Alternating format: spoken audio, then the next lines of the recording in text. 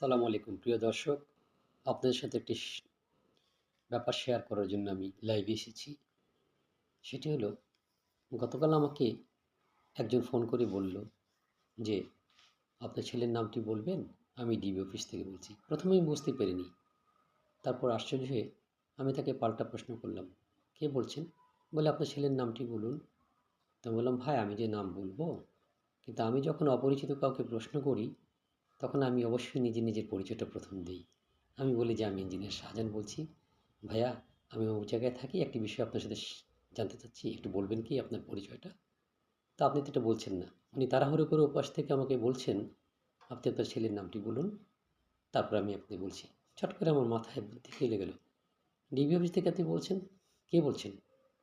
তাহলে আপনার এখানে কী পজিশন একটু বলবেন কি কষ্ট করে? পট করে ফোনটি কেটে দিল। পরে আমি তাকে ফোন করলাম, আর ফোন নাই, ফোন নাই।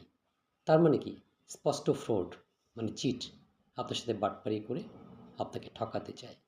তাই আপনারা যারা এই ধরনের অবস্থার সম্মুখীন হবেন, নিজের একটু সাবধান থাকবেন এবং নিজেকে স্থির রেখে পরিস্থিতির মোকাবেলা করবেন। ধন্যবাদ।